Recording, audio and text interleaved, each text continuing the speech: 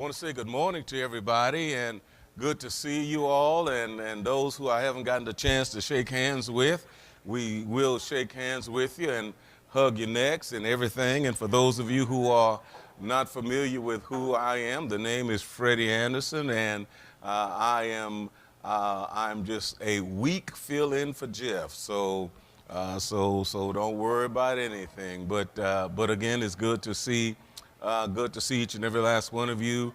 We'll be doing the sermon for the corporate worship, and I'm so honored and privileged to be able to do that. So nobody or anyone who doesn't know who I am, please come up, shake my hand, and I'll reintroduce myself. And also, I want you to introduce yourself too. So I'll say that again during the worship.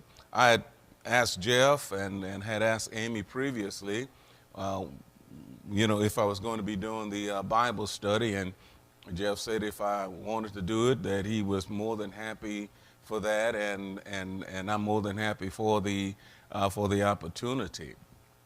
I'm sure that what we will talk about this morning is nothing close to what you all have been talking about in your Bible study. And if it is only coincidental. There has been no coordination of anything. And one of the things that I try to do, and I've been trying to do for a very, very long time, is to try to demystify the scriptures. Because you look at a book, and this is kind of a print that I can read, but the larger the print is, the bigger the book is. And if you got super jumbo expanded print, you probably have a briefcase in your lap, not a Bible. But this thing could be very intimidating to people, especially to young folks, that when they see this, and sometimes when they get up and they hear Jeff's mastery of the scriptures, they wonder, well, you know what, will I ever be able to understand or be able to comprehend and be able to dig into the scriptures as well as he does? And then when they get in Bible classes such as this, they ask the same question, because it seems to be so daunting and so challenging to try to understand the scriptures. So what I've done is I've taken some of the stuff in the scriptures, and either I've made it into acronyms or made it into something that is easily remembered, so that we can demystify the scriptures. And when you look at some of these very, very big books that with a lot of chapters, even the New Testament, when you look at Matthew 5, 6, and 7, commonly called the Sermon on the Mount, you think within your mind that I will never, ever learn this, and how much time is spent in that. So one of the things that I do, I tell people this, that God knows how the human mind works, number one. And in that he knows how the human mind works, that the human mind does not see words. The human mind sees pictures. And I've told you before that if I were to say red Corvette, you won't see the word red and then the word Corvette. In your mind, you'll see red Corvette. And essentially, that is the way the Bible is written. That's the way the Bible presents itself. More the Old Testament than the New Testament, because the New Testament has a lot of teachings that are instructional, more so than situation and or story. So if you were to take the story of David confronting Goliath, well, you can easily remember that, because all you have to do is go through the various sequences, not necessarily trying to remember the words that David used, even though if you just look at it as a story or look at it as an image, you'll be able to retain those things too. By the way, Proverbs chapter 3, it says, happy is he that findeth her, and he that retained her. So the goal and intent of the scriptures is for us to retain it. Psalms 1, it says, blessed is the man that walketh not in the counsel of the godly, nor stand in the way of sinners, nor sit in the seat of the scornful. Can you not see that going on? Can't you see the image that is being painted? Walk, stand, sit. And so you have it right there, and that's an image there. But then he says, but he delights in the word of the Lord, and he meditates upon it both day and night. And then another image is painted about a tree planted by the rivers of water. And so these are the images. And so don't frustrate yourself. Don't frustrate yourself when studying the Bible and trying to learn scripture. Just default or defer to the picture that is being painted. And even in the life of Jesus, there are pictures that are painted, and you just go to the picture first. Go to the picture first, and then you'll learn a whole lot about the scripture. So going back to my original thesis, that what I try to do is to demystify the scriptures. So let me give you another example about some of the stuff that I do to help people learn the scriptures. I can't remember which one of the students it was, Barb, but one of the young ladies years ago that I did some work with the youth, and I taught them some things about learning the scriptures. And I don't know if they still do it at ACU, but back in the day, we're talking about before you all left the old location, that part of the requirements to enter ACU was you had to take a Bible quiz. And she came back and she said, you know, the stuff that you taught us, that those things came in handy when I took the Bible quiz. One of the things that I teach them or taught them is that the way that you can memorize or remember the 12 apostles is 52 Mab Street. That is 52 MABST period. 52 Mab Street. 5 J's, 2 P's, 1 M, 1 A, 1 B, 1 S, and 1 T. So those are the 12 apostles. Can you not imagine it, that if you're going to take a test, like in ACU or some other place, some other Bible-related school, and then one of the questions is, what are the 12 apostles? And then you remember them. And so this is how you demystify. So you just look at these 12 names and you say, this is too much, I cannot remember it. But even the old heads that need some 3-in-1 oil to kind of grease the cogs in it, you can remember my address, 52 Mab Street, 52 MABST period. 5 J's, 2 P's, 2 P's in a pod, MABST period. James, Judas, John, Peter, Philip, Matthew, Andrew, Bartholomew, Simon, Thomas. You see how easy that is? Oh, that's a facetious kind of laugh. Yeah, that's easy for you. No, it really is easy. But like I said, I wanted the scriptures to be approach where they can be learned and mastered, and not be intimidated by saying this is too big, this is too much. And if you hear me up here, anytime you then I'm going to get into our lesson.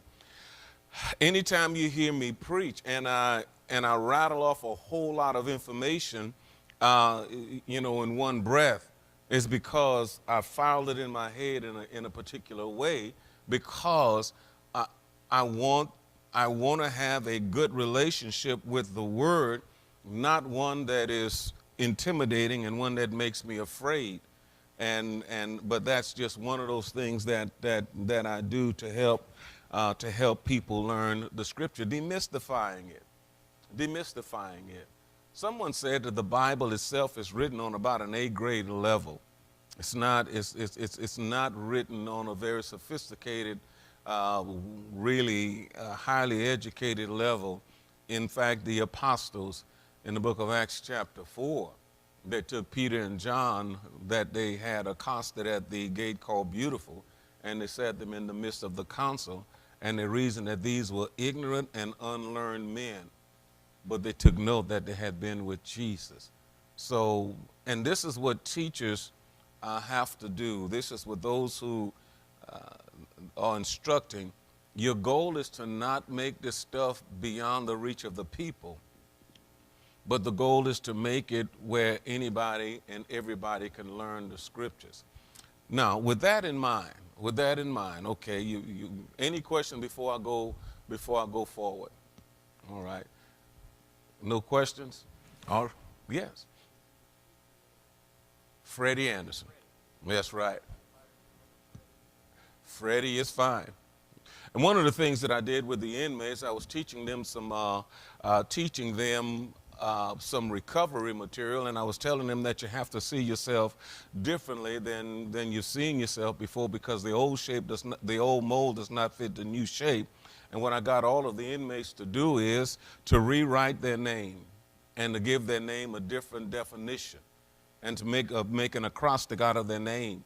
And so to show them how it is done, I took my name, Freddie, F-R-E-D-D-I-E, and my name came to mean Freddie really does deeds in earnest.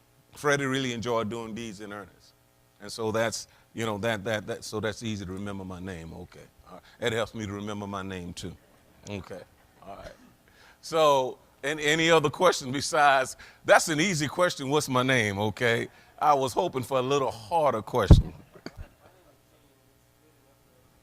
All right, he said his name is Gene. He said it is good enough for everyone. I like that. I'm glad you're on the front row. That's right. All right, we ain't gonna forget Gene, won't we? So this is what one of the books in the Bible that is so mystical and so intimidating to the average person. In fact, to 99.999% of you that are in this building this morning, is the book of Revelation. And the reason why the book of Revelation is so misunderstood and so mystical and so intimidating to people is because of the way that people teach the book of Revelation. The way that they teach it. And let me disqualify myself. Okay. One, I have not gone to the best school of preaching. Two, I have not gone to a major university where I got a THD and a DDD, and someone said that a PhD is just a FUD. But I've not gone to any of these places. But the only thing that I've done is just immerse myself in this book here and let it be what it is, okay? And let it be what it is. And so that's where I am with it. And so so someone's going to come up and ask me, say, well, Anderson, what qualifies you to say what you say? And when all of these great authorities with PhDs, THDs, and these are doctors of Scripture, why is it that you are saying that and they are not saying what you are saying? But the book of Revelation, when people get to the book of Revelation, their eyes get as big as saucers. And they say, you know what, I can't take this book. I can't dig into this book. And the reason why I can't dig into it, because everything that everybody else is saying about the book of Revelation. What I want, the way that I've come to demystify, and we're going to talk about it, and we're going to ask questions and answer questions. The way that I've come to demystify the book of Revelation is this: that we can understand the 22 chapters of the book of Revelation by simply understanding 1st and 2nd Peter. What we find in 1st and 2nd Peter, essentially what we find in the book of Revelation.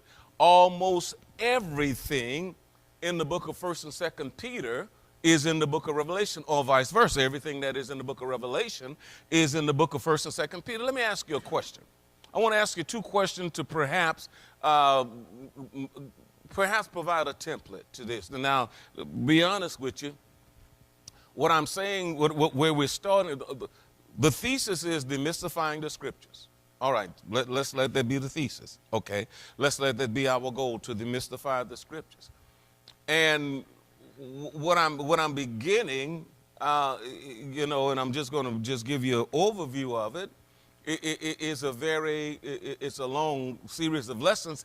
It is long not because it is complicated. It is long simply because we have to go through 8 chapters, the 5 in the book of First Peter, and the 3 chapters in the book of Second Peter. Now, this.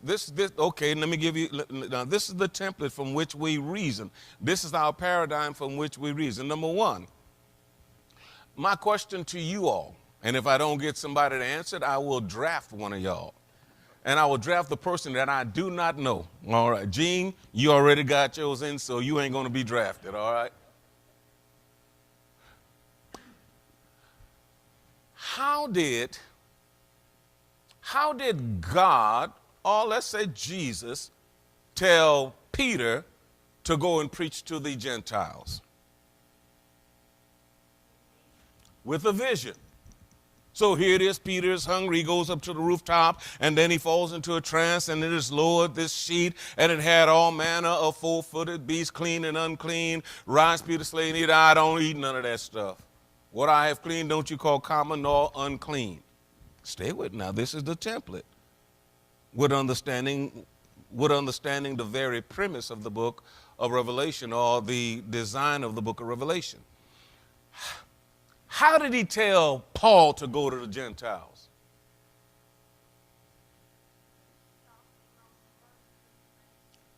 Well, that's how he converted Paul on the road to Damascus. But how did he tell Paul to go to the Gentiles, John? There you go. Well, it wasn't Paul's vision. It was Ananias. That God told Ananias, this guy going to suffer. Jesus told him he's going to suffer a lot of things. He's going to bring my word to the kings and even to the Gentiles. The point that I want to make is this, is that how did God, so Ananias comes in and he tells Paul, this is what you got to do. All right, very direct. There is nothing figurative about it. There is nothing that is, there are no metaphors. Let me state it differently. God told Paul to go to the Gentiles by saying, go to the Gentiles. But how did he tell Peter to go to the Gentiles? It was with that vision. So, is it a different message? It's the same message, but it's the same message that is given differently. Now, why would he tell Peter to go to the Gentiles the way that he told Peter to go to the Gentiles? Why?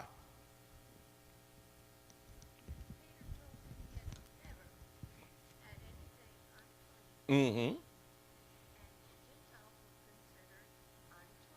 Indeed. All right.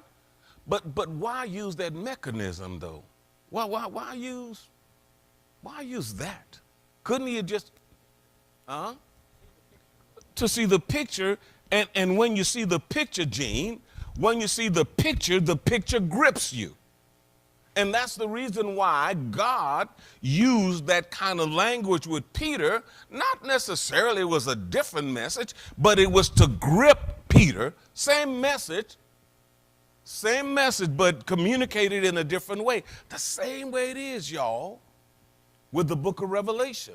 So what we have in 1st and 2nd Peter is the same message. It is like, Paul, go to the Gentiles. And then the message in Revelation is, Peter, you see all of these animals here, and don't you call these unclean, because I have cleaned them. Go. There are men coming at your door. Don't question it. Don't doubt it. Just go with them. That's what happens when you get to the book of Revelation. Second question. Why is the book of Revelation the last book in our Bible?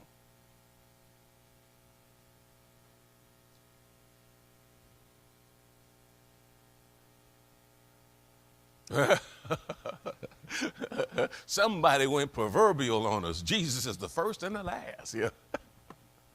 Why is the book of Revelation the last book in our Bibles? In the Bible, especially in the New Testament. Let's say that. Why? Uh,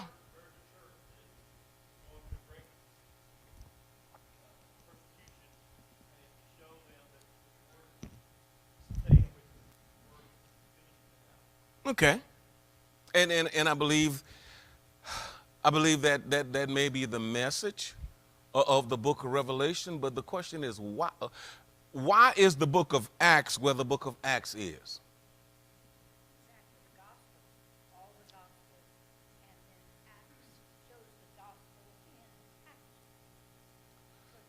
Okay.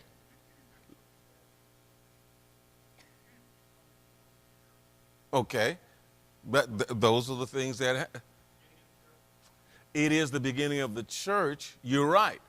What kind of book is the book of Acts? Okay, stay with me, okay, please. All right. And you say it again? It's what? It's a book of history. So the reason why the book of Acts is where the book of Acts is because the book of history. Why is Matthew, Mark, Luke, and John bundled together? Because they are the Gospels. And then you have, what do you have next in our Bible? From Romans to is it Philemon? Whatever it is, Romans, Galatians, Colossians, Philippians. Okay. What are those called? The letters are the epistles. And then 1st and 2nd Timothy and the book of Titus, they are what? They are the pastoral epistles. They are Paul writing to, it doesn't mean that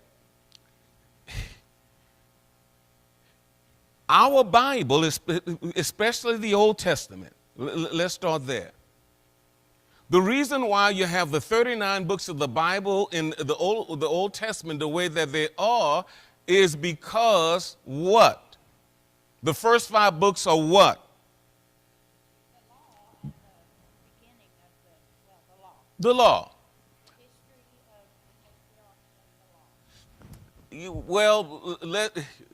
Let's not call it history. It is just the law or the writings of Moses. What are Moses? Yeah, Moses wrote the book of Genesis, by the way. Yeah. And what are the next 12 books in the Old Testament? That word that I said that I'd rather you not use? The next 12 books are the books of history. Then the next 5 books in the Old Testament are what? They are the poetry. Okay? From Psalms to Song of Solomon. Then the next 5 books in the Old Testament are what? Which prophets? Not minor, the major prophets. And then the final 12 books of the Old Testament are the books of the minor prophets. Question, and we're not even on the lesson yet. Okay, all the 39 books of the Old Testament in chronological order? No, they are not. They are not. The last book of the Old Testament, if you're looking at chronology, could and should be the book of Haggai. And that is the rebuilding of the temple, the repatriating of the people, et cetera, et cetera, et cetera. So if someone wants to, will go to the library and I want to find out how to plant plants and how to care for plants, which section of the library do I go to? Botany, or for us country folks, gardening. Okay. But would you go, if you want to learn about gardening, would you go to auto mechanics? So the reason why the Old Testament is like it is because it is like a library. If you want to find a particular book, go to that section. And when you want to find out about history, you go to the book of histories. the next 12 books after the first 5 books. If you want to learn about poetry, Job, Psalms, Proverbs, Ecclesiastes, Song of Solomon. And the 12 minor prophets are not necessarily minor, but because they have a lot of prophetic things to say, but they are not like Isaiah, Jeremiah, Ezekiel, and Daniel. And they're short also. Okay, and they're short also. So with that in mind, why is the book of Revelation the last book in the New Testament? Same reason. Say again. One more time.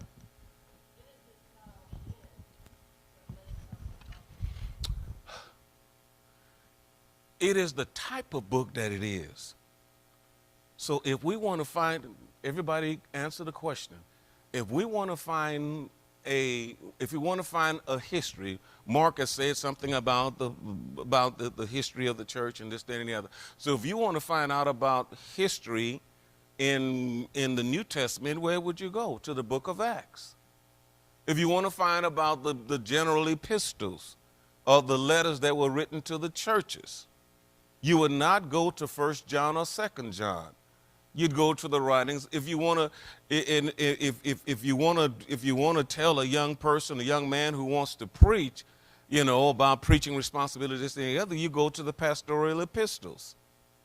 And the book of Revelation is where it is because of the type of book that it is. It is called an apocryphal book. So you got the book of Acts, the history book. You got the book. Ladies and gentlemen, if the book of Revelation was where the book of Acts was, how do you think people would look at the book of Revelation?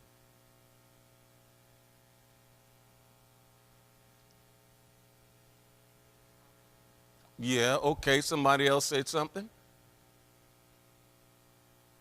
If the book of Revelation was where the book of Acts is, how would people look at the book of Revelation? They look at it as a history book.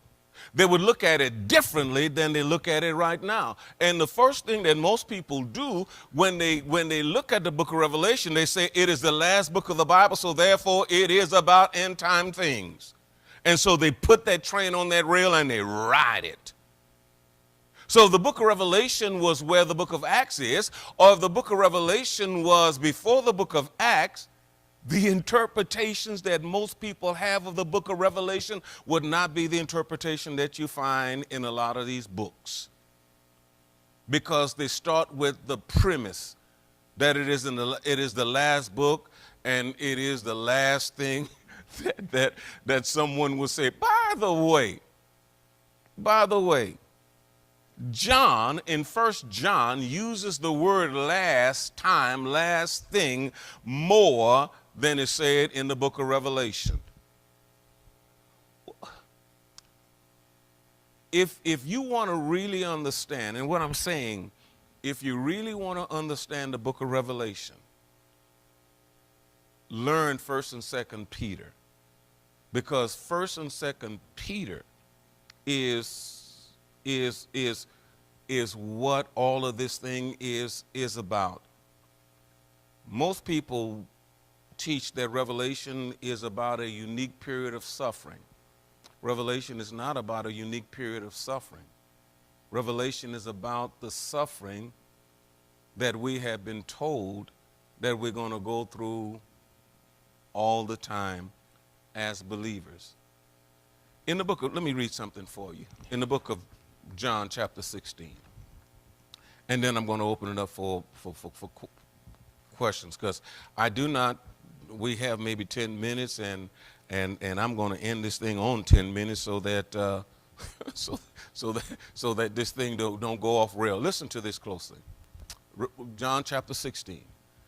Jesus said, "These things I have spoken unto you, that you should not be offended. They shall put you out of the synagogues, yea, the time cometh that whosoever killeth you will think that he doeth God's service. And these things will they do unto you, because they have not known the Father nor me. He says, but these things have I told you, that when the time shall come, you may remember that I told you of them. Just, how do you translate that? How do you understand that? You want me to read it again, or y'all pretty good with it? That was John 16, verse 1. I didn't finish reading verse number 4. What did you say, Gene? He was what?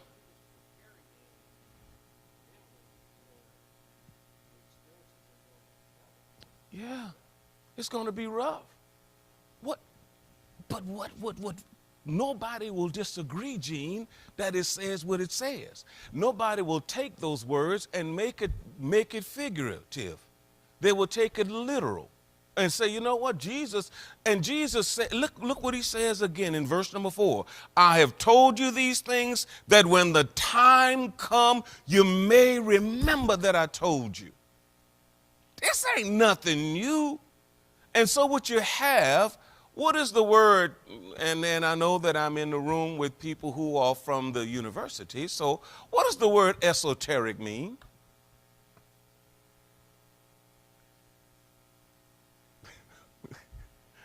What does it mean, esoteric? Well, that might be more pedantic than it is esoteric, but you're right though, Gene. Esoteric means that only a few folk know it. Only a few. It is only privy to a few people. So what happens is this, that when I call myself an authority on revelation, I will fill this building because I'm coming to give you some new knowledge that nobody else knows. And that's how these people sell books.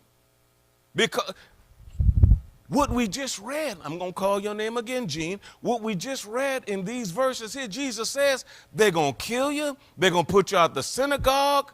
I have told you these things so that when it does happen, you can remember that I told you. It is no different than what Peter is saying. And Peter says in 2 Peter chapter 1, he says that God told me that I must shortly put off this my earthen tabernacle, even as the Lord has shown me. But I want to put you in remembrance of these things. How did Peter put them in remembrance? Now that's easier than esoteric. How did he put them in remembrance? Say it again. He told them, but also what did he said that after I die, you'll have it. How did he have it after he died? He wrote it down. And you know what he wrote down? Bad times are coming. Suffering is going to happen. Hardship, trials, tribulations, and all of those things. There is no scholar, so-called scholar, that will disagree on 99.999% of what Peter says in 1st and 2nd Peter, those 8 chapters. 1 Peter chapter 3, 2 Peter 3. He says that in verse number 2, that in the latter times scoffers are going to come, saying, where's the promise of his coming? Since the fathers fell asleep, all things continue as they were from the beginning. But this they being willingly ignorant of, the world that was then and the world that is now is kept in store. So Peter's saying that folk are going to come and going to say some scandalous things. And they're going to try to draw you away and a whole lot of things. If you understand that we could understand Revelation, we can understand Revelation. Even when you get to Revelation chapter 20, how that it is that the serpent, that old dragon, was put in a bottomless pit and was sealed for 1,000 years. Peter already said it. What did Peter say about 1,000 years? That, there you go. One day with the Lord is as 1,000 years, and 1,000 years as one day. That Peter said that. But when you get to Revelation, and all of a sudden it is the source of a lot of speculation of what this is going to happen, and all of this is going to happen, and about and all of these things. So if Revelation was you had James, you had Matthew, Mark, Luke, and John, Revelation, and then the book of Acts, we'd have a different understanding of a lot of people would be interpreting Revelation differently than they do, because Revelation is the 27th book in the New Testament.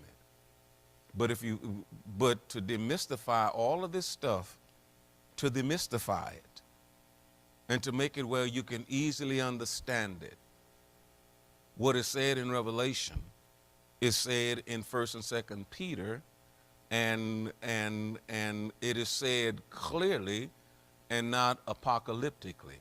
That is, in figurative language and this, that, and all the other.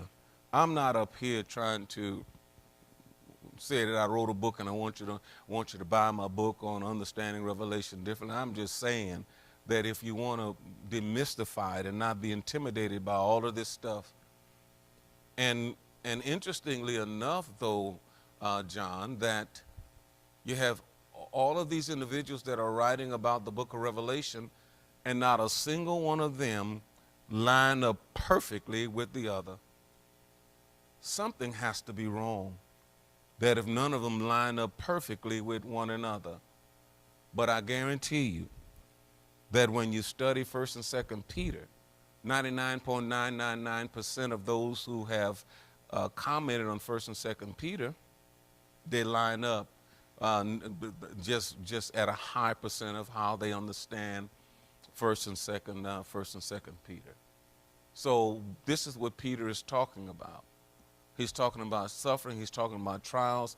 In 1 Peter, Revelation 2:10, John says, he says that, you know what? That Satan is going to tempt some of you. And some of you are going to be cast into prison for 10 days. But then he said, but be thou faithful even unto death, and I'll give you a crown of righteousness. And so this is easily understood from what Peter says in 1 Peter chapter 4, that even if we die, we win. Even if we die, we win. So that's how so we have about 5 minutes left, which is enough time for me not to get in too much more trouble. So let's hear your questions, and let's hear your comments about this.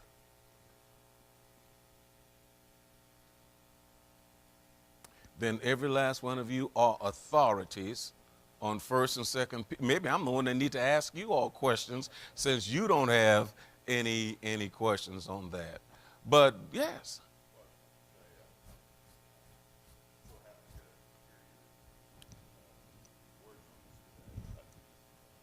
Yes.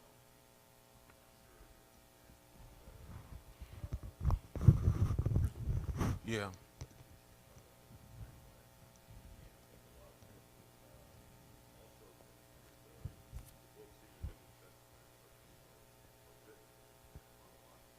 Yes. They're not. Yeah. Yeah. Yeah. Yeah. Yeah. Yeah. Yeah. Oh, you bet. And there are some authorities that believe that the book of Revelation was written before the book of John, simply because Matthew, Mark, Luke, and John is there in a cluster doesn't mean that it is chronologically in order. But if you start with a faulty premise, you're going to come away with some faulty conclusions, and that's why. And you know, if we did this with a lot of, especially young people, especially those who are young adults, and then they'll want to dig into it a little bit more, and not back away and say, well, I'm not this guy who's teaching this stuff and everything, and, you know, Gog and Magog, and, you know, and then here it is, the 144,000 and all this other stuff.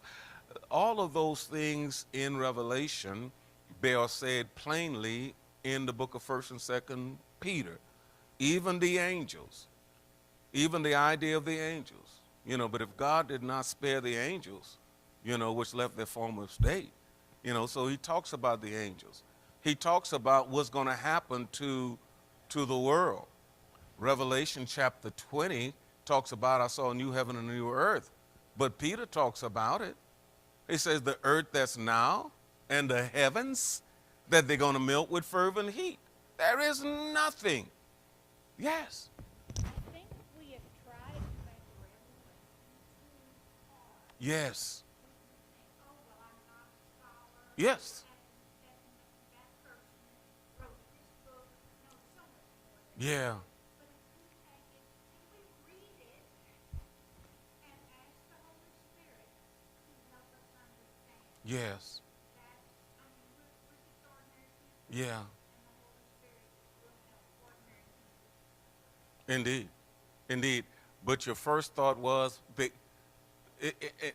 we've allowed them to make it too hard because we have been complicitous in it because we went along with them. And so let's have a seismic shift in our own idea about the book of Revelation, that it is understandable. But don't start from some of these wacky books. Start from the Bible itself and go to Peter. Indeed. And read it. Yes.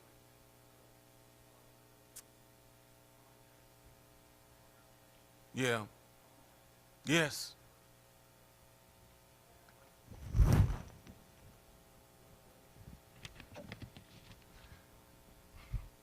The answer to the question is, go to the book of 1st and 2nd Peter, and you'll have perfect understanding of what the Lord is saying from John chapter 16. Jesus is saying, I'm telling you, bad things are going to happen. And the reason why I'm telling you this well in advance is so that when it does happen, I already told you.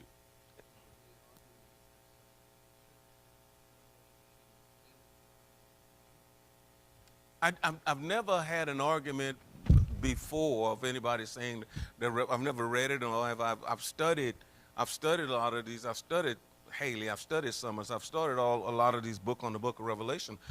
None of them agreed. But nobody up to this point, Ernie, has come out and said the way we understand Revelation is 1st and 2nd Peter. I'm not saying that I'm so genius, insightful, or that I'm, but what they try to do with these books is that they try to make it esoteric, that in order for you to understand Revelation, you got to come to Freddie Anderson. That dog don't hunt. For you to understand Revelation, you got to go to the Bible. And then you go to those things. You never, ever, the rule of thumb is this, you never, ever interpret something with you never interpret a literal verse with a figurative verse. You always do just the opposite. And what you have there in 1st and 2nd Peter, very clear, very literal, and that's the way you do it. So Revelation is supposed to be there. And the reason why it's supposed to be there, again, Revelation 2:10, that be thou faithful, even if it causes you to die. And that's the most. Was your hand up, Mark? No? Okay.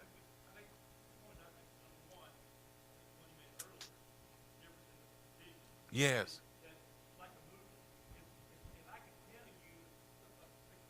Yeah. Yeah. That's it. Yeah. Yeah. Yeah. Yeah.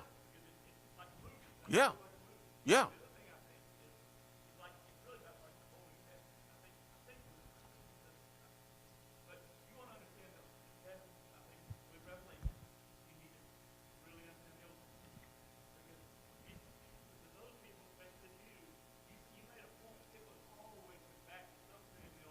Yeah. Yeah.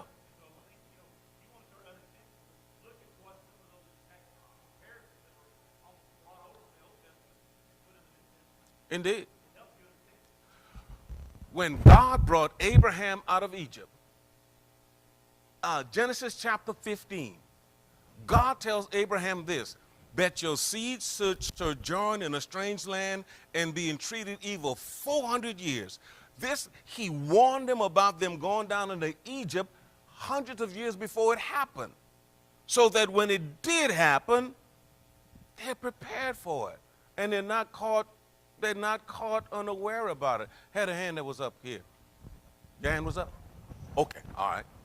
Our time is up. Kerry Price has come in, and he didn't tell me to stop. He said, cut your neck off. That's what he said. So, all righty.